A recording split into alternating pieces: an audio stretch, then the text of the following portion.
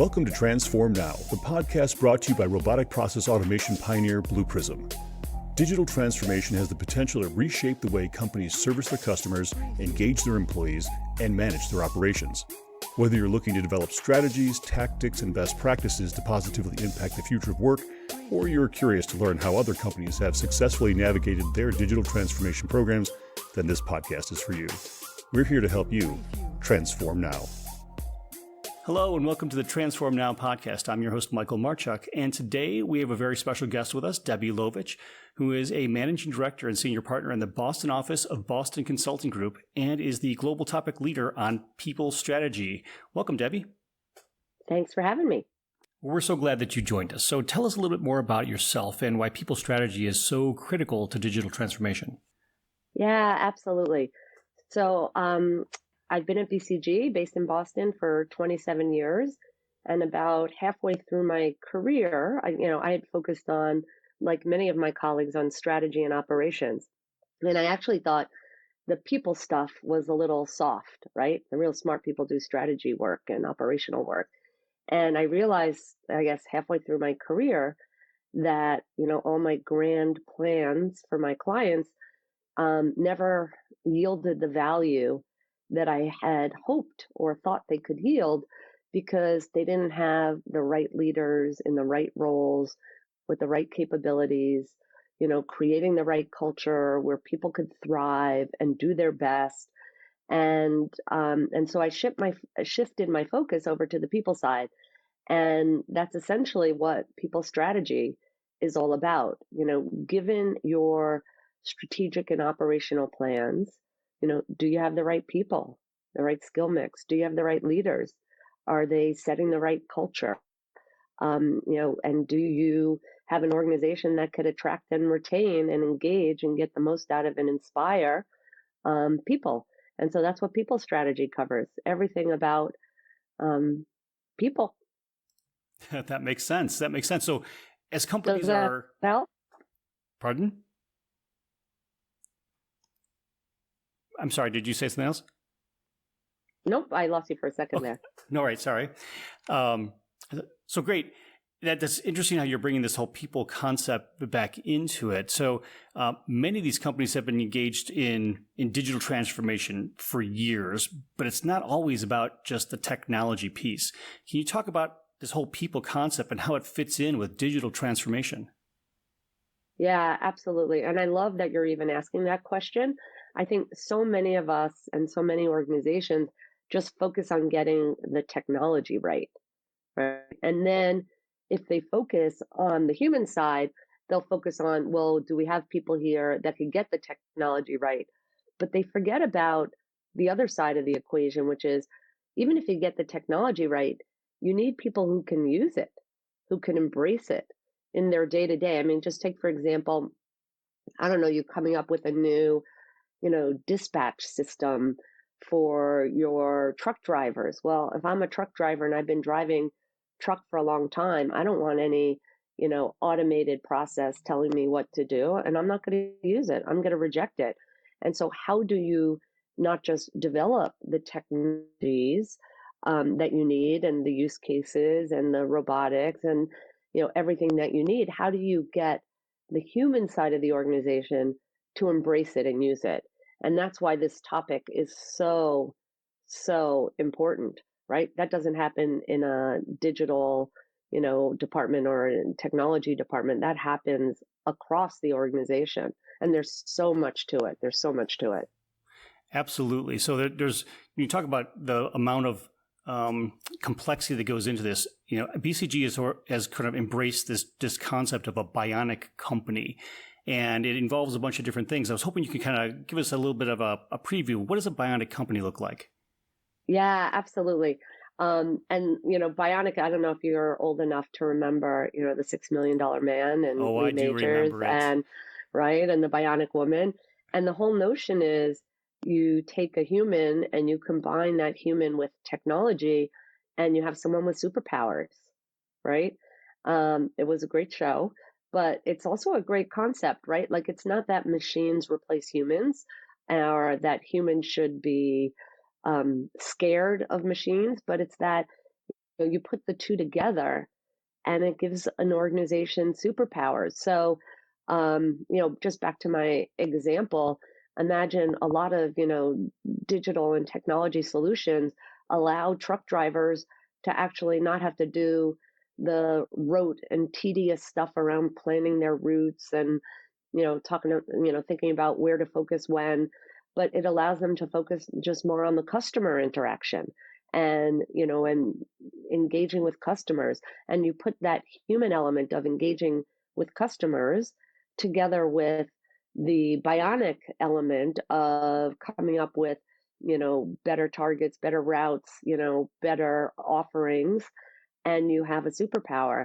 And one without the other doesn't work as well, And that's the notion of the Bionic company, making sure we focus as much on the technology side as we do on the human side, because when you put that together, you could deliver just, levels above where you were before. We've seen that certainly in terms of some of the customers we've dealt with and I've talked with over the years. Understanding how they've embraced the technology is one aspect of it, but certainly when they bring people into it and provide a vision for how this could be working differently, it really looks different than a normal technology implementation kind of program. But as we look at some of these things, it's not all smooth sailing, right? So as you're building out a technology program that is now changing the way people interact with the customers, either digitally or in different formats, there are things like bumps along the road that can happen. So what are some of these common, say, pitfalls that companies might encounter as they're going through these digital transformation programs with their people? Yeah, it's a great question.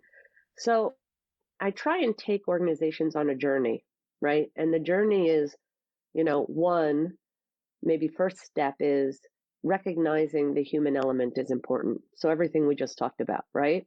That I need to worry about the human element as much, if not more, as I worry about the technological element. And so that's step one. Step two is, I've got to do it at the same time, right? I've got to do it at the same time. It's not like I could figure out the technology first and then build the human element. People aren't linear. We're not, we don't all work the same way. To change behavior, to change culture, to upskill people, you've got to, work it person by person. And that's challenging. And so one is it's important. Two is I've got to start early, right? And it's not like we come up with the use cases and then we figure out how to convince people to do it, right? No, you've got to involve the users from the very beginning in designing the solutions. And so, so really getting it early on. I think the third step of the journey is this is not something you do off to the side, like let's do some training for people, right? If you think about it, how do you build new muscles? You don't watch an exercise video from the couch, or you don't, go to even a spa for a week to get in shape. You actually have to work out every day, right? And walk to work, take the stairs, do walking meetings. Even in this time of COVID, I like, if we were on video, you might see that I'm on a treadmill, right? I'm not doing it now because the background noise would not be good for this podcast. But the point is you have to work out every day. And so to learn new skills on how to embrace technology, you can't do a, training webinar from your desk. You can't even do a, offsite, high immersion training for a week. You actually have to use the technology every day and do deliberate practice every day. So step one, people matter. Step two, start early. Step three, this is not off to the side. It's integrated in the work of the work. And it takes, real focus, focus to deliver. And I think, maybe the fourth thing connected to all of those steps 1 through 3 is to think about, you don't do technology in one place and the users in another. That actually, digitally building capabilities is every part of the organization. It is the digital talent, of course, that you need to develop the solutions. And gosh, there's a shortage of digital talent these days. Um, it's the that I talked about, right? Not to organ reject the solutions. But you also need to think about the leaders who sit on top of that digital talent. The very senior leaders, the C-suite executives, to create a culture where digital could thrive. And that is an experimenting, fail fast, don't beat up things that don't work the first, second, third, fourth, or even 17th time. An empowering culture, get away from steercos and, death by metrics, real customer focus, right? So leaders have to create a culture where digital could thrive and, people are allowed to learn, which means people are allowed to make mistakes. You also have to upskill, the next level of leadership, the senior managers who sit on top of functions or business units. They have to know enough about the power of digital, not only to create the environment I just talked about, but also to identify where are there opportunities in their business, right? In their operations where digital could help accelerate. So they need to know, they don't need to be expert on any individual technology, but they need to know enough to know the art of the possible so they could identify use cases for transformation and prioritize them. And so that's the fourth piece about really thinking about it at every level of the organization and also every part of the organization, across all the different businesses, functions, and geographies. So this doesn't sound like when you're looking at a traditional digital transformation that might be run out of the IT organization where they're rolling out some new platform piece. This sounds like it requires a lot more thinking, a lot more planning, and a vision to really accomplish that the best goal at the end of the day. That's right. That's right. Vision and planning, but also engagement, right? And I mean, so many people know it's hard for technology to drive things without engaging the business partners from the very beginning in creating that plan and creating that vision because they're the internal customer, right?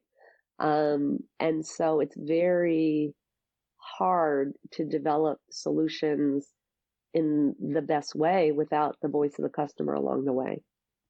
That totally makes sense. When you've seen building out these organizations using buzzwords these days, the agile methodologies and whatnot, there's sort of this concept of being able to move quickly, but then scale quickly along with that. What would that look like from the perspective of a Bionic company? Yeah. So agile at scale is definitely well, first of all, agile is such a buzzword, right? We've seen it go from agile everything to no one wants to call it agile because agile connotes all these ceremonies, and Kaizen events and, retrospectives and stand-ups and backlog. It's not about the ceremonies. It's about almost like a philosophy. It's a way of working. It means experimental. It means data-driven. It means setting a vision and then empowering those closest to the rock face to do it. It means, continuously prioritizing, like frequent customer feedback and iteration, that embracing when things go wrong as a valuable opportunity to learn and not as something to push under the rug, almost celebrate it, right? And so those philosophies, then there are a set of tools and artifacts and ceremonies that help you work that way. But those are there as support, not as, it's more of a philosophy and a way of working. And you could certainly have, this persistent cross-functional team that does your first couple of example, use case development, and they can work in agile ways. And if they're given the real freedom to work that way, and I mean, like if you ask for steering committee updates along the way, and you don't embrace failure as, okay, that's great. Now what are you going to do different? Right? So you have to create that environment that they could thrive. But it's very hard for them to exist in an organization that is operating very differently. And so that's where the at scale concept comes in, that, once you prove out that this is a great way of working in terms of quality, speed, and engagement, it's much more fun to work that way, honestly. Then how do you scale it quickly so it doesn't get organ rejected by the organization? And that scaling it quickly involves the at scale rethinking your operating model, rethinking governance, rethinking leadership, rethinking HR, what gets rewarded.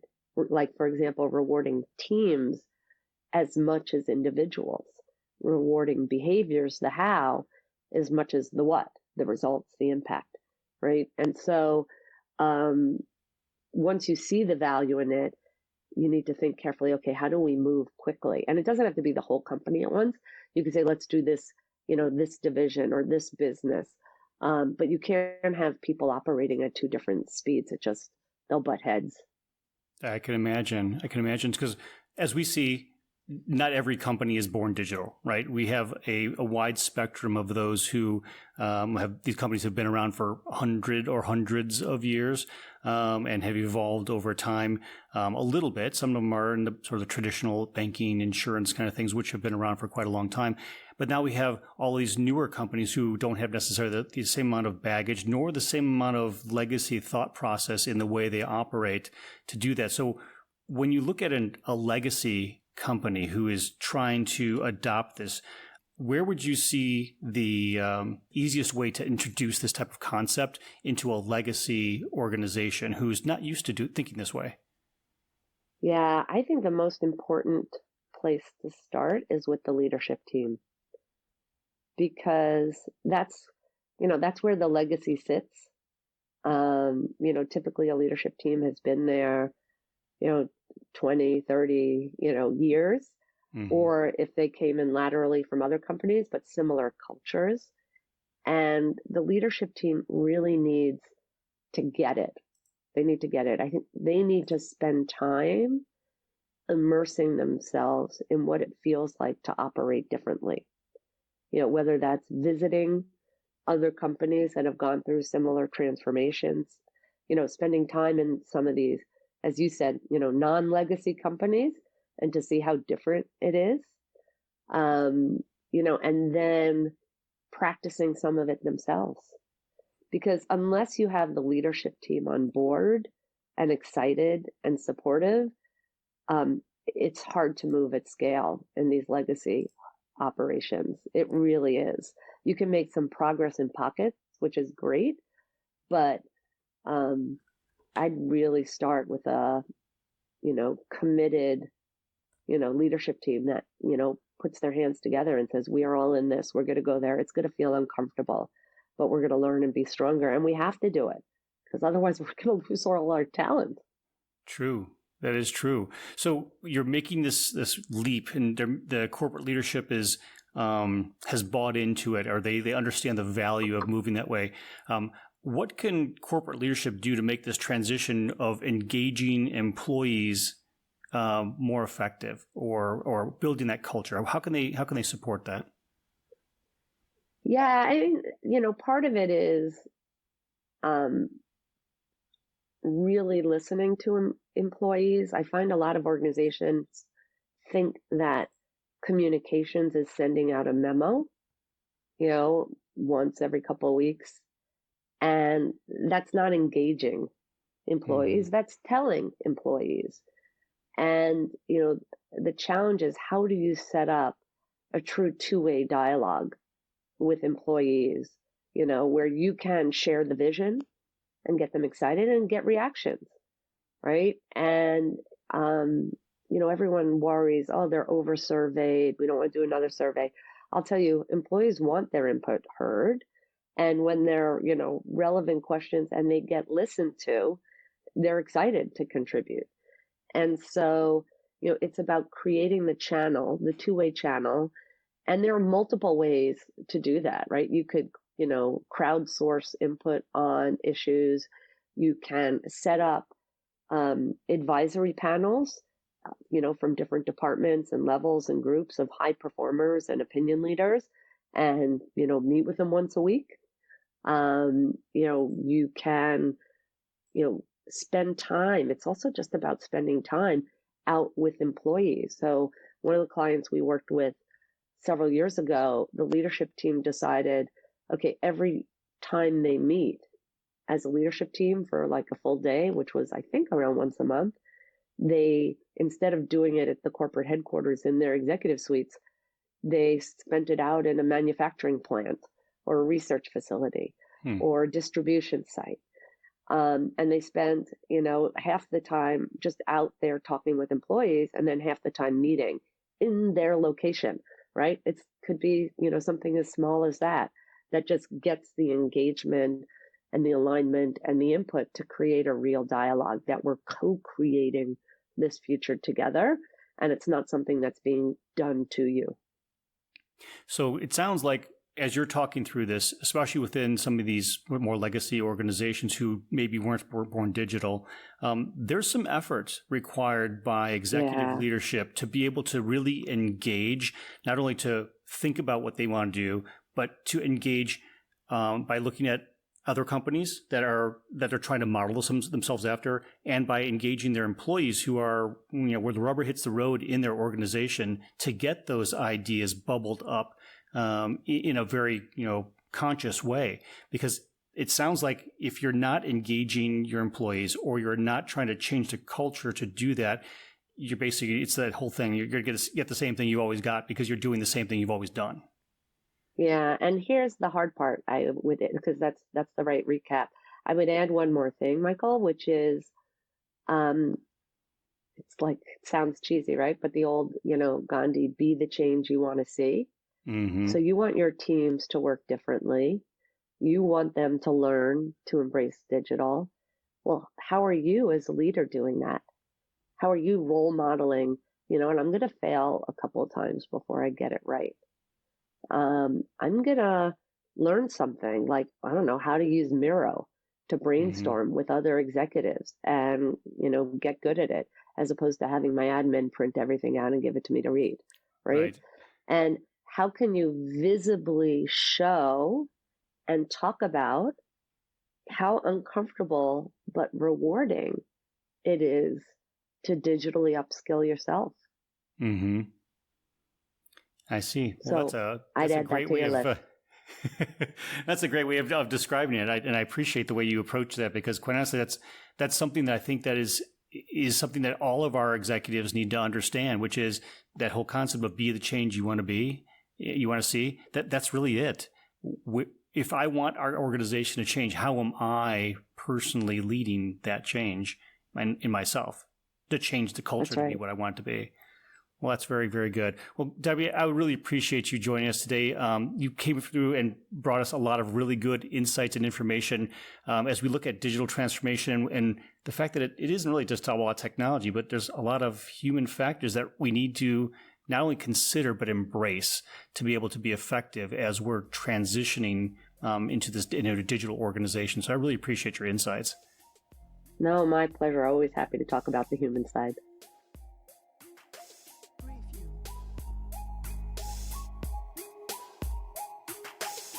Thanks for tuning in to Transform Now.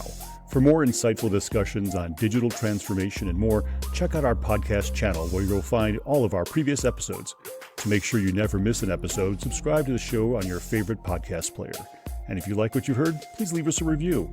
For more information about digital transformation and the future of work, check out blueprism.com to learn how Blue Prism's digital workforce is enabling enterprise transformation now.